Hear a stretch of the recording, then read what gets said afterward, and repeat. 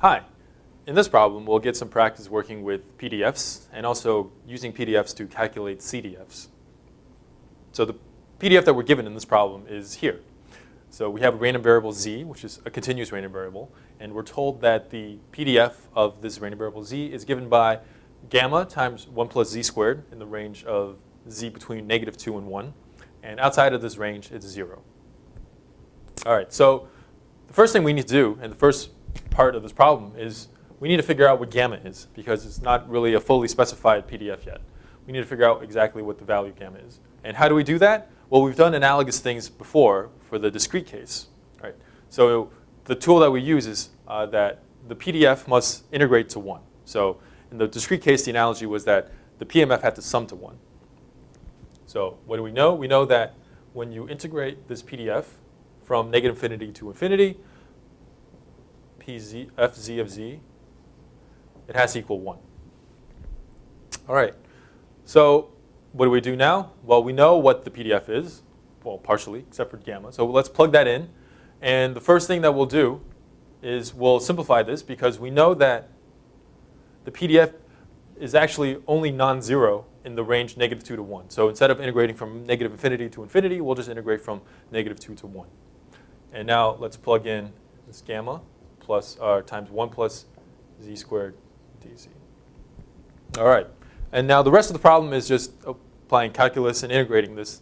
So let's just go through that process. So we get z plus 1/3 z cubed from -2 to 1.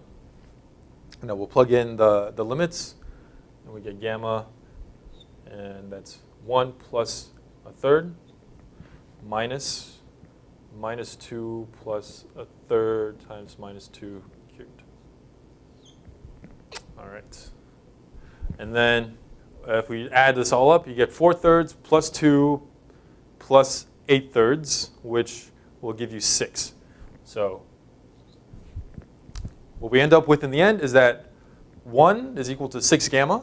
So what does that tell us? That tells us that, in this case, gamma is 1/6. OK, so we've actually figured out what this PDF really is. And we can actually, let's just substitute that in. So we know what gamma is. So it's a 6th. All right, so from this PDF, we can calculate anything that we want to. This PDF basically fully specifies everything that we need to know about this random variable z. And one of the things that we can calculate from the PDF is the CDF. So the next part of the problem asks us to calculate the CDF. So remember, the CDF, we use capital F. And the definition is that you integrate from -infinity to this z. And what do you integrate? You integrate the PDF. And I'll use some dummy variable y here in the integration. So what is it really doing? It's basically just taking the PDF and taking everything to the left of it. So it's calculating the probability that, another way to think about this is the probability that the random variable is less than or equal to some little z. All right, it's just kind of accumulating probability as you go from left to right. So the hardest part about calculating these CDFs really is actually just keeping track of the ranges, because you'll have, unless the PDF is really simple, you'll have cases where the PDF could be 0 in some ranges, non-zero in other ranges, and then what you really have to keep track of is where those ranges are and where you actually have non-zero probability. So in this case, we actually break things down into 3 different ranges. So because this PDF actually looks something like this. So it's non-zero between -2 and 1, and it's 0 everywhere else. All right, so then what that means is that our job is a little simpler, because everything to the left of -2, the CDF will be 0, because there's no probability density to the left. And then everything to the right of 1, well, we've calculated, we've accumulated all the probability in the PDF, because we know that when you integrate from -2 to 1, you capture everything. So anything to the right of 1, the CDF will be 1. So the only hard part is calculating what the CDF is in this intermediate range between -2 and 1. So let's do that case first. So the case of z is between -2 and 1. So what is the CDF in that case? Well, we're still integrating from the definition is to integrate from -infinity to z, right?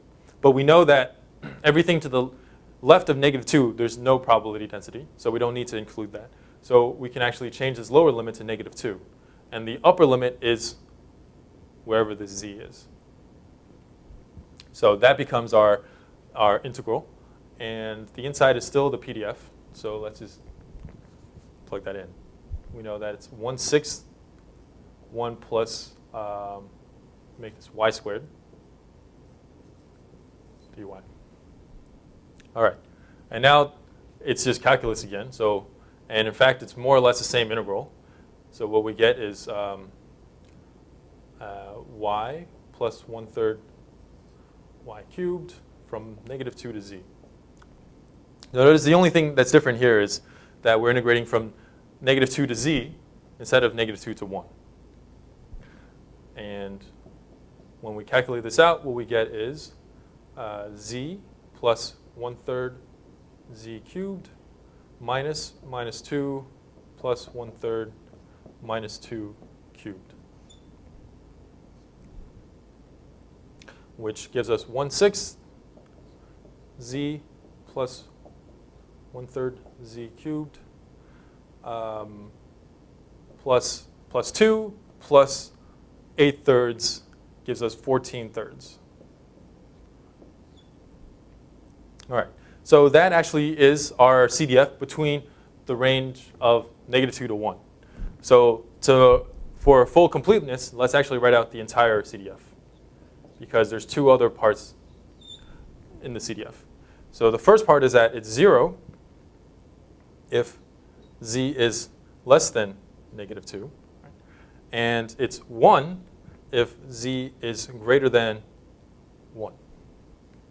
And in between, it's this part, this thing that we just calculated. So it's 1/6 z plus 1/3 z cubed plus 14/3 if z is between, z is between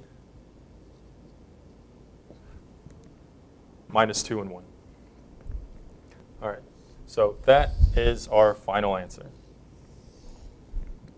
So the main point of this problem was to drill a little bit more concepts of PDFs and CDFs. So for the PDF, the important thing to remember is that in order to be a valid PDF, the PDF has to integrate to 1. And you can use that fact to help you calculate any unknown constants in the PDF. And then to calculate the CDF, it's just integrating the PDF from -infinity to wherever point that you want to cut off at. And the tricky part, as I said earlier, was really just keeping track of the ranges. In this case, we broke it down into 3 ranges. If we had a slightly more complicated PDF, then you would have to keep track of even more ranges.